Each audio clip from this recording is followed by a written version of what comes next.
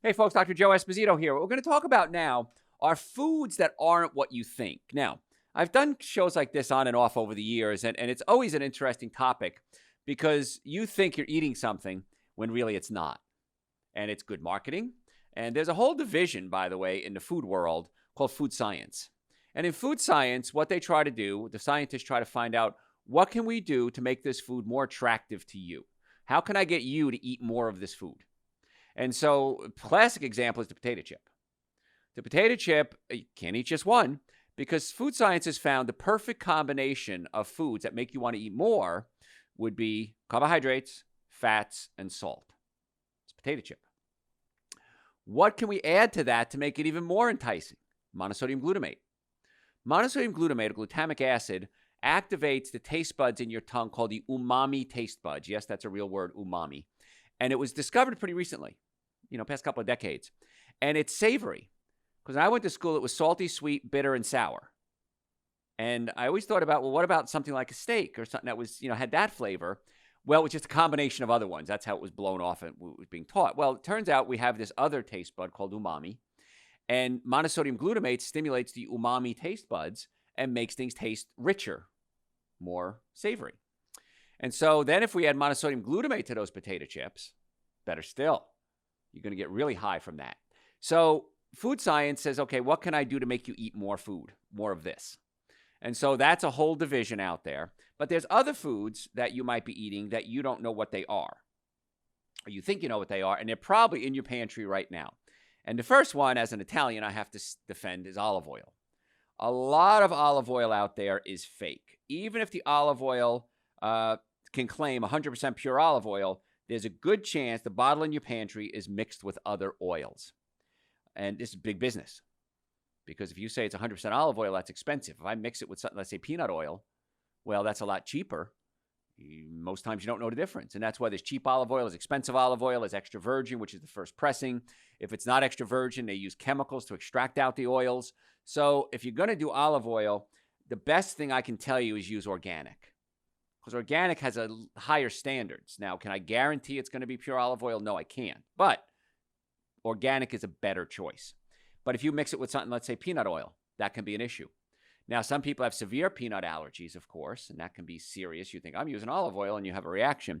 But also peanuts can stimulate outbreaks of viruses, specifically the herpes virus. So if you have herpes, whether your mouth, your genitals, shingles, and there's over 100 different types of herpes viruses, peanuts can stimulate outbreaks of that. And that's why a lot of people come to me and say, Dr. Joe, I keep getting my outbreaks of my herpes when I go to the Braves game. We're in Atlanta, by the way, so I said the Braves. And why is it at the Braves game?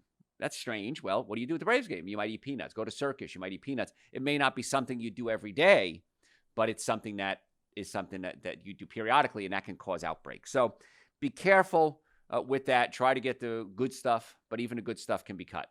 Okay? I want to say all my Italian brethren are honest, but obviously they're not. How about maple syrup versus pancake syrup? Those are two different things.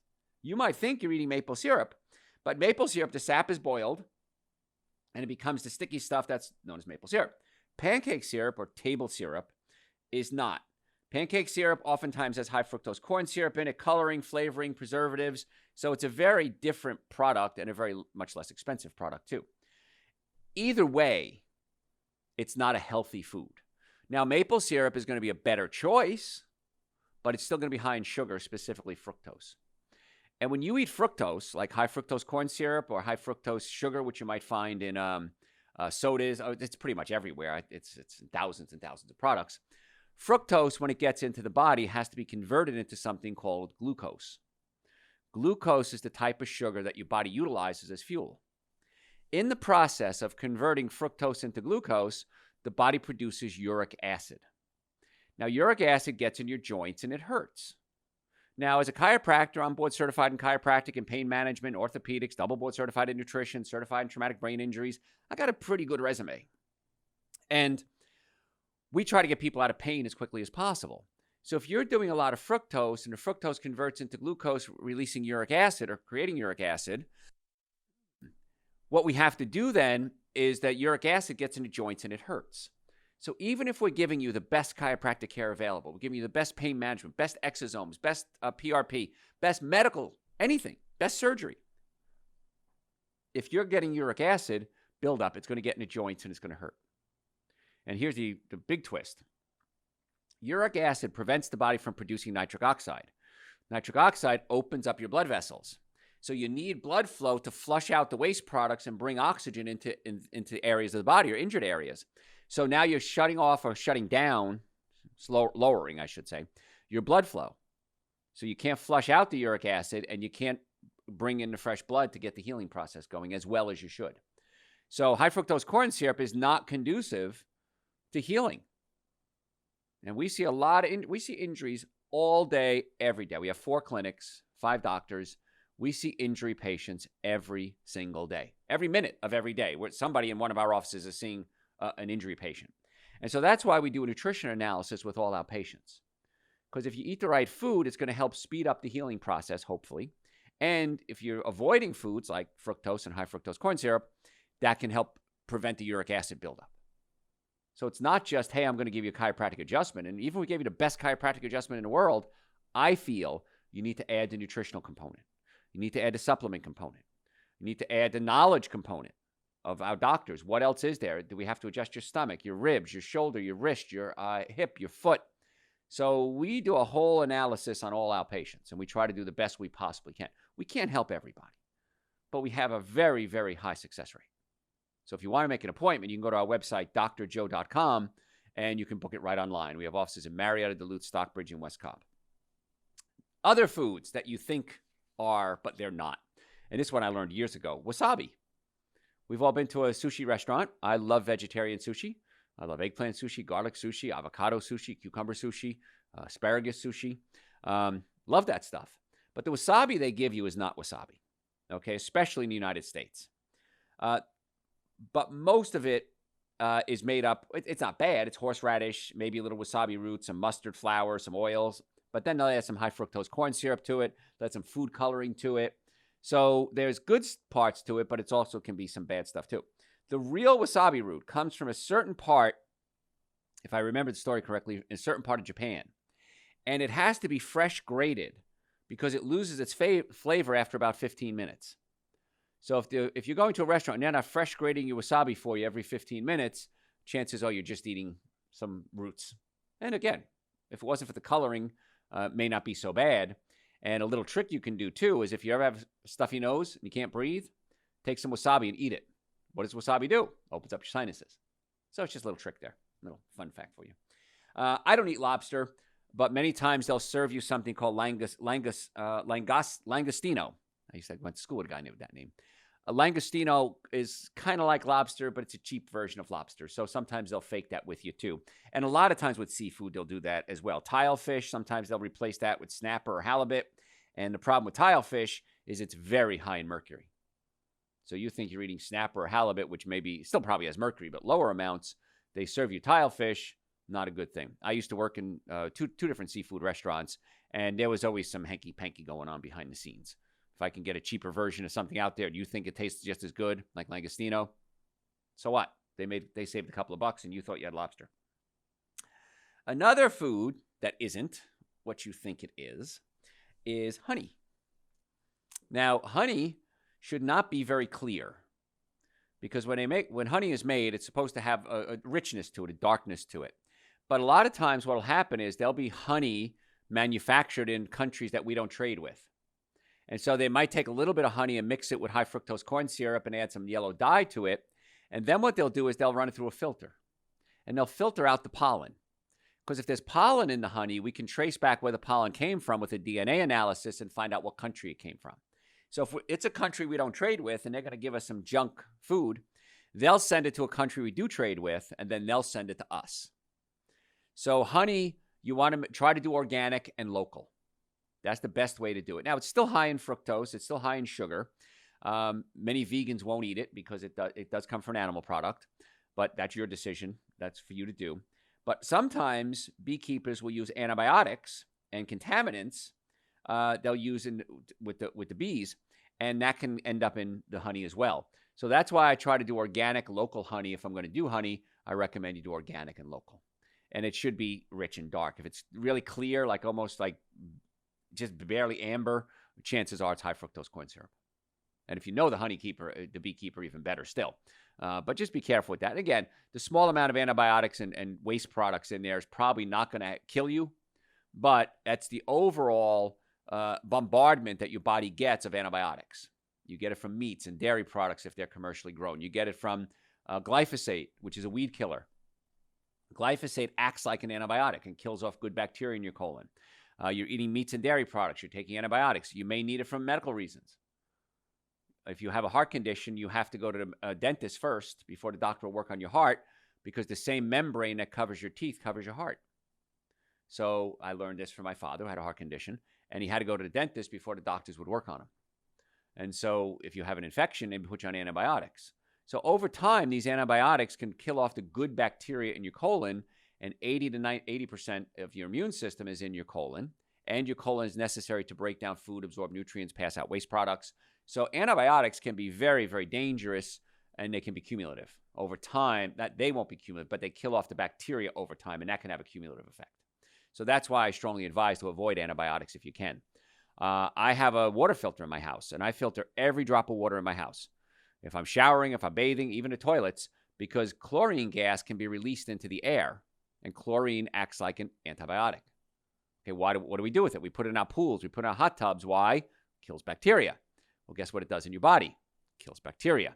So the filter I use is purelifewaterga.com. I'm trying to remember their website. Yeah, Joe's nodding his head. purelifewaterga.com. That's the one I use. It's a very good company. They have really good customer service. I'm huge on customer service. Just tell them I sent you. But I like to filter every drop of water that I put in my body, because I don't want that chlorine, which can act like an antibiotic. And again, the little bit that you're going to find in something like honey, not that big a deal, but that's just part of the cumulative effect that you have on a daily basis. And I don't want you to build up enough toxins in your body to kill off the good bacteria that'll affect your immune system. Because then again, we can give you the best chiropractic care in the world and the best medical care in the world. But if you're not fixing the chemical aspects of it, we're not going to get all the results that we want.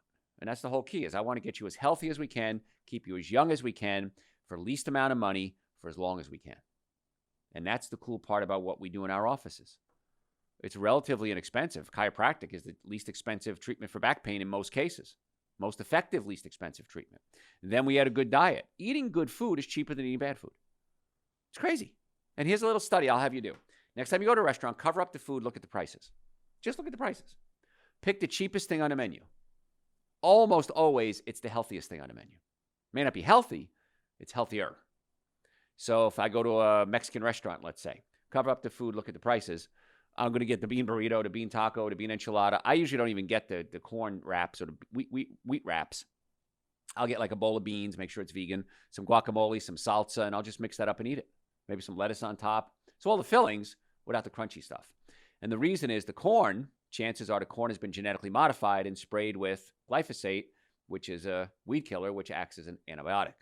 And then you fry it, which creates free radicals and alters the chemicals, creates hydrogenation of the oils, and that's toxic to the body. So will I never eat a corn chip? No, I'm not going to say that. But I try to avoid it if I can, because they're not very good for you for many, many reasons. So again, food you think that it is, but it's not. It's a corn chip, yeah, but it's so toxic. Not a good choice. So if you have to do something, do a corn tortilla versus a wheat tortilla, and that would be just a steamed one. That would be the best choice you can do at a Mexican restaurant. Again, not great, but just a better choice. And that's what we try to do. We always try to give you choices when it comes to your health care. What about food? What about supplements? What about chiropractic care? What about medical? What about aesthetics? We try to do everything we can to give you all the choices that we can give you so that you can make better choices in your life and live longer and happier and cheaper.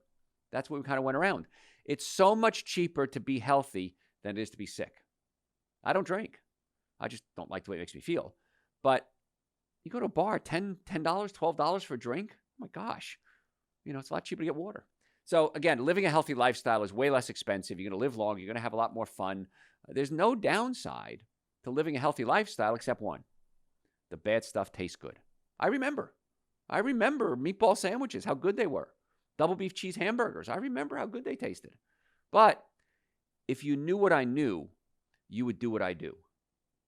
If you knew what I knew about how the body works and the biochemistry, neurophysiology, the structural, if you knew what I knew, you would be doing everything I'm telling you to do.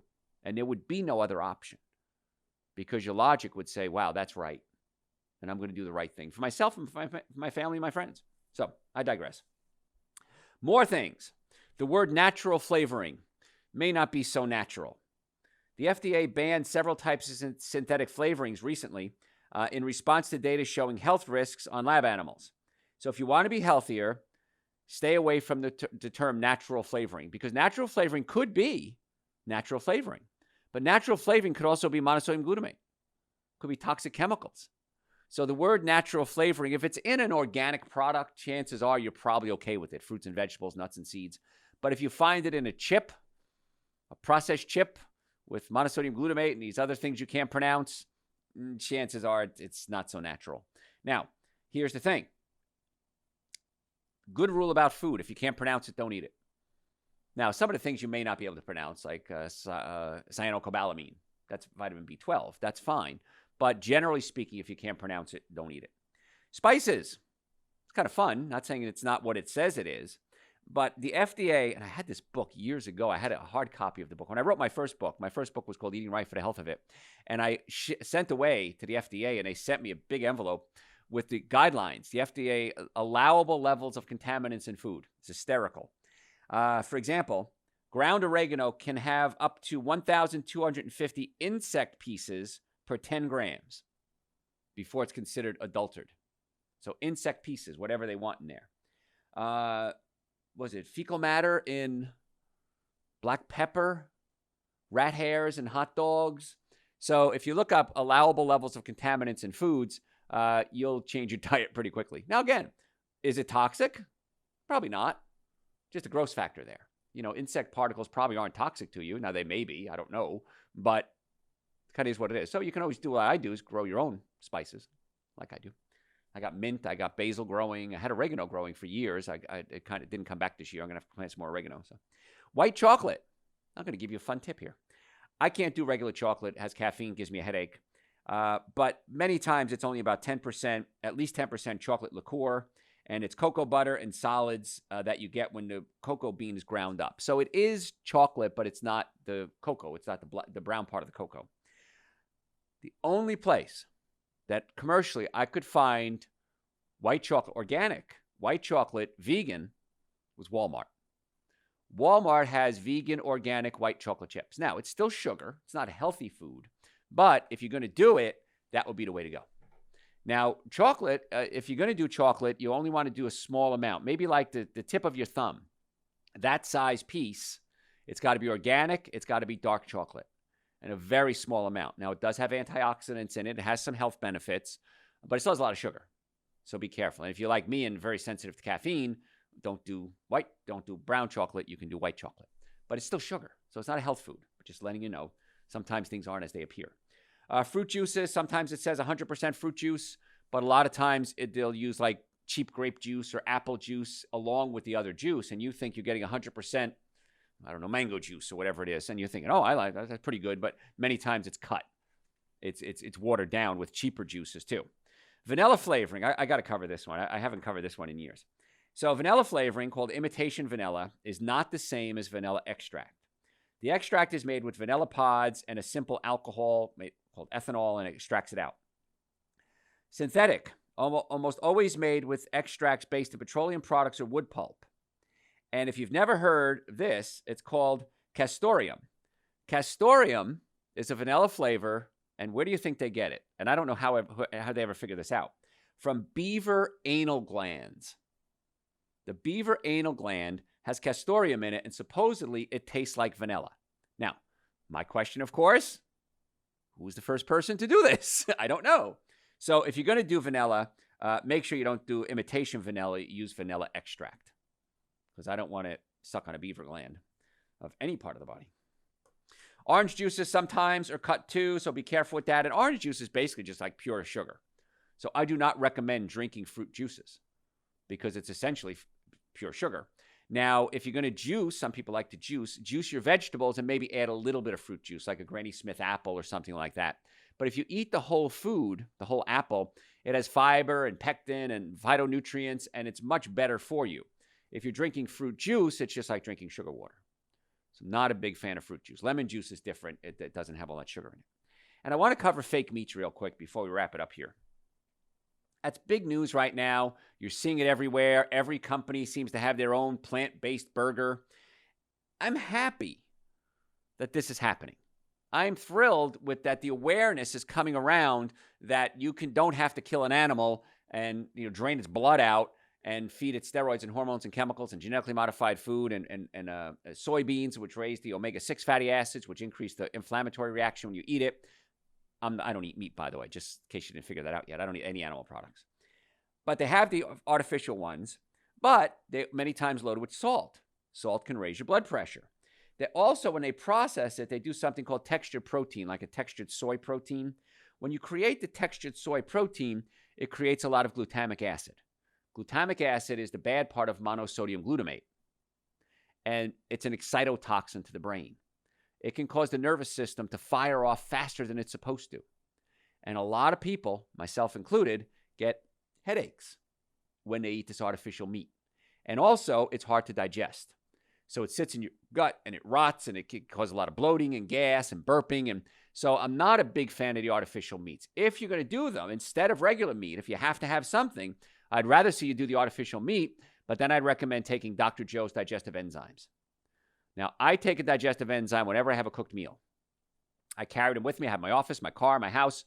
I take a digestive enzyme whenever I have a cooked meal because it assists in the breakdown of the food, and it helps my body metabolize and utilize the food more efficiently. Another trick you can do is to just eat something raw at every meal. Broccoli, cucumbers, tomatoes, avocados, salad, and that's going to have enzymes in it as well. But I take a digestive enzyme. And the minimum supplements everybody should be taking every day is Dr. Joe's Super Greens and Dr. Joe's Essential Source. Both of them, part of it is enzymes. But I take a scoop of each. They're powders. I shake it up with coconut milk, almond milk, frozen banana, whip it up. I can't imagine starting my day without Super Greens and Essential Source. Digestive enzymes whenever I have a cooked meal. I also take vitamin D every day. Make sure it's vitamin D3, not vitamin D2. Another thing you think is the same, but it's not. D3, good. D3, D2, synthetic, not so good. I take omega-3 fatty acids for my brain function. We talked about that in a show earlier. I take probiotics for my bacteria in my colon. I take glutathione to help my liver function more efficiently. So if you go to our website, drjoe.com, and go to the store page, on the top of the page, we have a couple of suggestions. Women's health, men's health, immunity, and those are the ones I take. So I'm just telling you what I take, and you should probably follow my advice.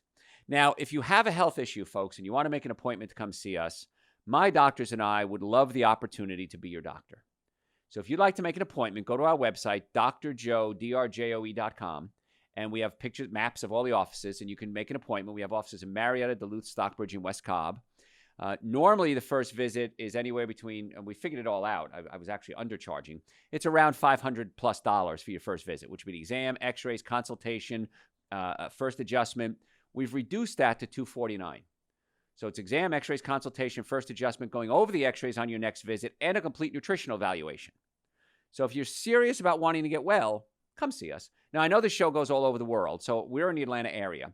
If you're outside the Atlanta area, we could always do phone consultations as well. But I'd love the opportunity for my doctors to sit down with you one-on-one to meet with you and discuss your specific issues. We file most insurances for you. Car accidents, sports injuries. If you've ever been in a car accident, if the car was damaged, you were damaged. In my opinion, you need to see us right away. The longer you wait, it can affect your case. Now, even if you didn't cause the accident, you're still hurt, come see us. So, folks, I'm Dr. Joe Esposito, drjoe.com. Follow us on social media at Dr. Joe Esposito.